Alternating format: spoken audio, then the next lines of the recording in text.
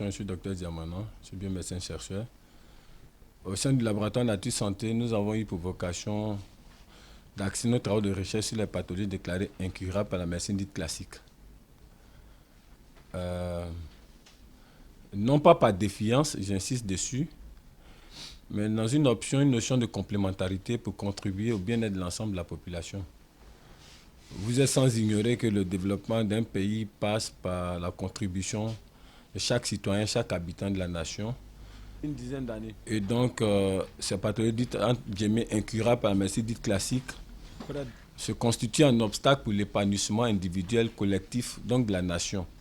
C'est pourquoi, depuis près de 10 ans, nous sommes inscrits dans cette dynamique de faire des recherches sur des pathologies comme l'hépatite virale, le cancer de la prostate, l'insuffisance rénale, le VIH-Sida, le diabète, l'hypertension artérielle. Toutes ces pathologies dont nous parlons aujourd'hui ont leurs résultats disponibles sur le moteur de recherche international appelé Google. Ce sont des patients en amont, soit positifs ou manifestant le mal selon des résultats cliniques et scientifiques d'un certain nombre de centres qu'ils ont visités en dehors du nôtre, qui sont venus ici, que nous avons traités sur une période exprimée, qui ont été guéris. Mais aujourd'hui, nous parlons de l'hypertension artérielle. Je voudrais commencer par définir la pathologie, parce qu'on ne peut pas prétendre apporter une disposition thérapeutique curative vis-à-vis d'une pathologie qu'on ne maîtrise pas. L'hypertension artérielle, donc déclarée incurable par la médecine dite classique, c'est défini comme la pression trop élevée du sang exercée sur la paroi des artères. Lorsqu'on parle d'hypertension, ça veut dire que la tension est exprimée après un contrôle au-delà de la valeur normale. Donc, l'hypertension artérielle se définit comme la pression trop élevée exercée par le sang sur la paroi des artères. Si nous la définissons comme telle et qu'on parle au-delà de la valeur normale, ça sous-entend qu'il y a une valeur dite normale et nous sommes dans l'obligation de situer les causes. Parce que tout homme devait vivre avec une tension normale. Une tension normale doit osciller entre 12 et 13 et c'est tolérable à 14.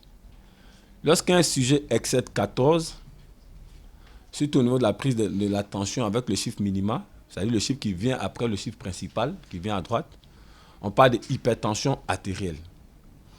L'hypertension artérielle, donc, qui est la pression trop élevée exercée sur la paroi par le sang sur la paroi des artères, a deux causes principales. Permettez tout le long de cet exposé, je ne voudrais pas utiliser la notion, l'expression d'hypertendu, parce que je ne m'inscris pas dans ce protocole à vie. Je salue mon ami Guéhi, il est Guéhi à vie. Donc ça veut dire que lorsqu'on attribue une dénomination à un individu, dans l'entendement de l'interlocuteur, il doit faire le mal jusqu'à partir. Or, nous sommes sur ce plateau, nous sommes à cette tribune pour attester, démontrer que l'hypertension doit se guérir et se guérit. Donc, permettez que j'ai vu tout le long de notre échange la notion d'hypertendu. Je parlerai plutôt des gens souffrant de l'hypertension artérielle. Donc, lorsqu'on dépasse la valeur normale, on souffre donc de l'hypertension artérielle. Les causes sont multiples, mais les plus en vue sont une mauvaise hygiène alimentaire. Une mauvaise hygiène alimentaire. Vous savez, lorsqu'on mange trop gras, qu'on mange trop salé, ce sont des éléments qui pourraient agir sur la fluctuation de la tension, donc qui peut entraîner l'hypertension artérielle. L'excès d'alcool. Des études ont démontré aussi que le tabagisme, donc la consommation du tabac, peut influencer cela. Mais les causes les plus en vue dont nous parlons ici, la mauvaise hygiène alimentaire, manger trop gras, manger trop salé. Secondo, sans toutefois dire que ce dont nous venons de parler est moindre, le facteur principal qui pourra engendrer l'hypertension artérielle, c'est la pression psychologique. C'est le même, je pourrais dire, c'est le facteur plus prépondérant. La pression psychologique. Trop de stress. Attendez par pression psychologique, le stress. Quand un sujet subit beaucoup de stress, la tension pourrait vaciller en os, c'est-à-dire il pourrait faire une hypertension. Alors vous êtes sans ignorer, singulièrement pour la Côte d'Ivoire, et je veux dire en général pour l'Afrique, avec tout ce que nous traversons, hein, qui a engendré la décadence des valeurs sociétales, l'économie qui est dégradée, les emplois perdus suite aux crises militaro-politiques, parce que l'Afrique est la proie des prédateurs occidentaux qui croient toujours la piller pour renforcer leur économie.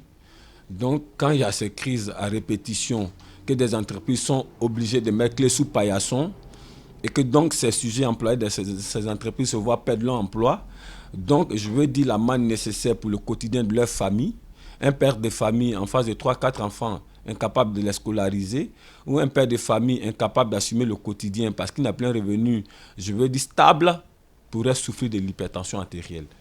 Je veux dire, dans toutes les causes qu'on pourrait citer, la cause la plus prépondérante, le facteur le plus en vue, c'est le stress. Parce que je pense que sur l'aspect nutritionnel, l'hygiène alimentaire, je veux dire, dans cette approche, moi, on peut l'éviter. Mais c'est difficile d'éviter le stress lorsqu'on vit en Afrique. Au niveau physiologique, un sujet qui souffre de l'hypertension est un éventuel insuffisance rénale. Ça veut dire quoi? La pression trop élevée exercée par le sang sur la paroi des artères peut avoir une influence sur la créatinine. La créatinine se définit comme un élément de mensuration qui indique la bonne santé des reins. Quand la créa va au-delà de la valeur normale, on parle d'insuffisance rénale. Retenez, chers amis journalistes, que l'insuffisance rénale découle de 2 pathologies, dont le diabète qui est la hausse de la glycémie, mais le sujet qui est l'objet de notre exposé aujourd'hui, surtout l'hypertension artérielle.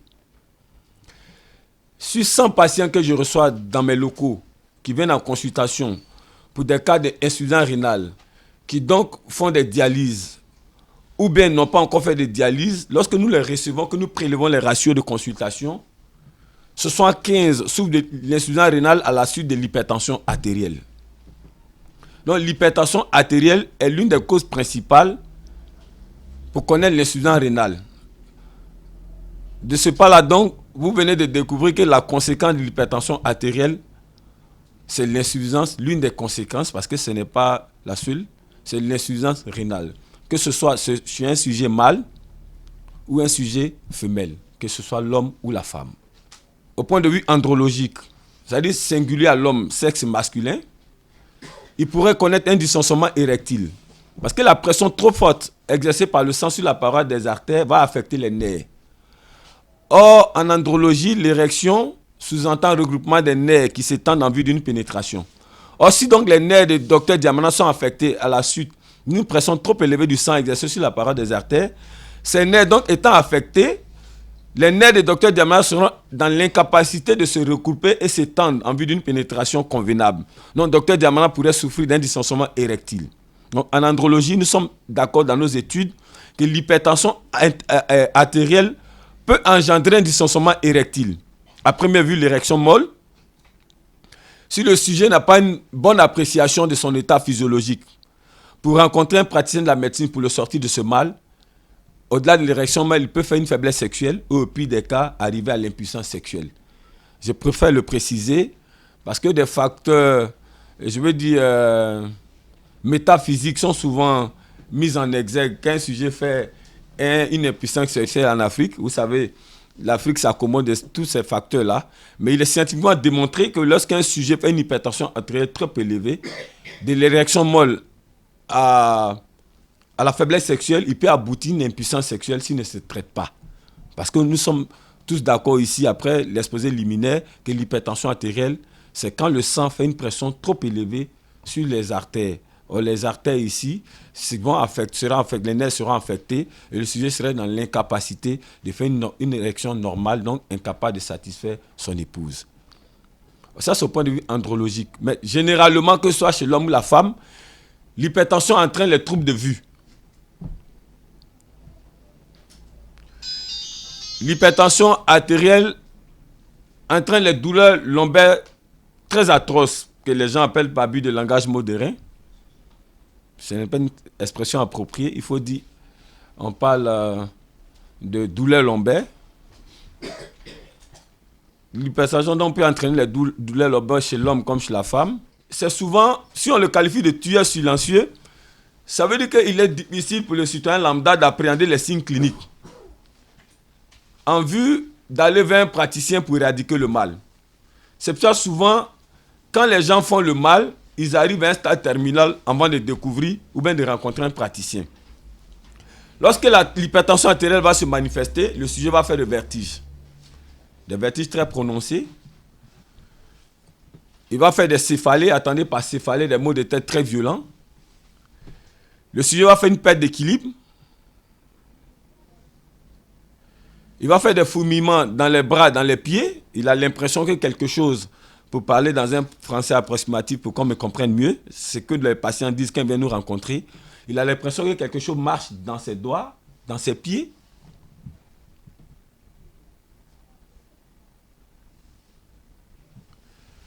Le sujet qui manifeste donc ces signes, perte d'équilibre, fourmillement dans les bras, dans les pieds. Il a une certaine douleur à la nuque, trouble de vue, c'est-à-dire il a des difficultés pour mieux voir. Il faut qu'il approche un praticien, un médecin pour le consulter en vue d'apporter une solution au mal. C'est pourquoi nous avons convié la presse en ce lieu, c'est que la médecine classique propose un protocole à vie dans le cas de l'hypertension artérielle. Quand un sujet est consulté et déclaré souffrant de l'hypertension artérielle, ce que la médecine classique appelle hypertendu, c'est une notion péjorative, et nous on ne veut pas entrer dedans, donc je dis souffrant de l'hypertension artérielle.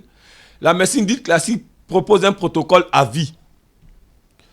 Ça veut dire que le sujet va d'abord avoir un régime restreint, donc il va pas manger le sel, il faut le noter parce que nous venons avec une méthode révolutionnaire où le sujet ne sera pas dans cette contrainte.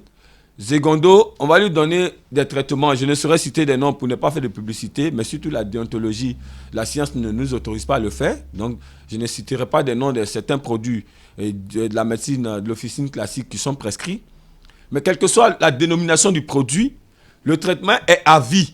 C'est-à-dire, si vous avez 22 ans, que vous êtes reconnu comme un sujet souffrant de l'hypertension, que Dieu dans son plan doit vous faire vivre jusqu'à 85 ans, si vous avez 22 ans, vous avez 63 ans de médicaments à vie. Mais ce que les gens ne disent pas au niveau de la médecine classique, c'est que ces produits des officines appelés pharmacies qu'on prescrit au sujet ont des effets néphrotoxiques. Je ne suis pas le premier à le dire, je l'ai dit souvent dans toutes mes conférences, mais je suis plus à l'aise aujourd'hui parce qu'un des leurs, en l'occurrence Hans, professeur en médecine allemand, qui a démissionné récemment, il a prouvé, il a même sorti un livre en la matière qu'il a appelé la fraude médicale ou l'impératrice nue. Donc, tous les produits qu'on donne à un sujet souffrant de l'hypertension artérielle sont néphrotoxiques. Ce qui sous-entend, littéralement parlant, qu'au même moment où on le soumet à un protocole à vie pour prétendre qu'ils sont des traitements pour pouvoir baliser la tension, on soumet le sujet à une insuffisance rénale. Parce que les médicaments pourraient avoir un effet toxique sur les reins. Vous avez d'une telle donne, le laboratoire Nature Santé qui m'emploie et l'ensemble de l'équipe, à laquelle j'appartiens d'ailleurs, a engagé des travaux de recherche pour proposer une solution naturelle. D'abord, a prévalu ma qualité de serviteur de Dieu. Donc, je me suis inspiré de Psaume 104, verset 14, passage biblique dans lequel Dieu a dit qu'il a créé la nature pour le service de l'homme. Donc, pour tout besoin d'un homme sur la terre, il y a un élément, une plante dans la nature qui pourrait être la solution au mal. C'est une thèse fondamentale qui m'a aidé. Secondo, la deuxième thèse qui n'est pas la moindre, l'histoire nous a enseigné que l'Afrique est le berceau de l'humanité. Ce qui sous-entend que les premiers hommes sont nés en Afrique. Or, la maladie se définit dans une autre approche médicale comme un dysfonctionnement organique. Il n'existe aucun homme sur la terre qui puisse marcher 56 ans sans connaître un dysfonctionnement organique. Je vais imager pour que vous compreniez. Lorsqu'on sort un véhicule chez le concessionnaire, à un moment donné, on va le ramener chez le mécanicien pour des entretiens. C'est parce qu'il y a un dysfonctionnement mécanique dans son fonctionnement qu'on le retourne au garage. Autant le mécanicien est un canal pour parfaire le véhicule sorti neuf chez le concessionnaire, autant le praticien de la médecine est un canal pour parfaire la santé du sujet qui, tout le long de son parcours, pourrait connaître un dysfonctionnement organique. Donc nous sommes dit, si les premiers hommes sont nés en Afrique, ces premiers hommes, donc, dans leur parcours, ont dû connaître des mots. Qu'est-ce qu'ils prenaient hier? Parce que pour connaître ces cliniques, ces hôpitaux, c'est le fruit du brassage, né de la colonisation. Donc, avant que ces colons français n'arrivent, singulièrement pour la Côte d'Ivoire, qu'est-ce que nos parents utilisaient hier pour guérir des hépatites, pour guérir du cancer de la prostate, pour guérir des dysfonctionnements érectiles appelés faiblesse sexuelle? La réponse est donc retrouvée dans la plante. Et nous sommes donc dit donc, puisque quand Dieu a créé l'univers, il y a eu les plantes, et certainement nos parents ont dû utiliser des plantes pour guérir de ces maux. Nous avons fait une approche scientifique qui est d'abord ce qu'on appelle la recherche ethnobotanique, qui consiste à aller dans des contrées, prendre une pathologie X, interroger la masse et voir l'élément utilisé vis-à-vis de la pathologie hier. Après les recherches dites ethnobotaniques, nous avons fait l'analyse des toxicités des plantes. Quel est l'effet de toxicité de la plante X? Quels sont ses constituants? Ses constituants, autant pour moi, quel est son principe actif? Pourquoi est-ce que telle plante croît de telle manière à l'opposé de l'autre? Quand nous avons fini, nous avons fait des jonctions de plantes, fait l'analyse scientifique et nous avons mis sur pied un produit naturel appelé Normatension. Normatension existe aujourd'hui il y a plus de 5 ans. Donc au moment où nous faisons cette conférence, nous avons fait des statistiques. Nous sommes permis d'enregistrer 250 patients hommes et 400 patientes, donc chez les femmes. Sur les 250 patients enregistrés, 150 sont venus faisant déjà une tension au-delà de 20. Précédemment suivi dans le protocole classique de la médecine dite classique. 100 sont venus en dessous de 20. 50 n'avaient pas encore eu de contact avec les hôpitaux, mais ont découvert dans les signes que nous avons définis via nos partenaires de la presse écrite. Je salue ici Quotidien qui nous a aidés dans ce travail. Que Dieu vous bénisse. C'est un travail pour aider vraiment la population. Je remercie aussi le journal Le Temps qui le fait déjà pour nous, qui montre les signes cliniques qui attirent les patients quand ils se retrouvent dans les données. Donc 50 dans le lot sont venus et n'ont jamais eu de contact avec un praticien de la médecine qui soit classique ou de l'autre bord. Si ces 250 nous avons enregistré, nous avons balisé le traitement sur 90 jours. Je demande aux amis de la presse de noter ça et de souligner à grand caractère que le laboratoire Nature Santé guérit l'hypertension artérielle en 90 jours. Que ce soit au-delà de 20, en dessous de 20, mais déclaré comme souffrant de l'hypertension artérielle.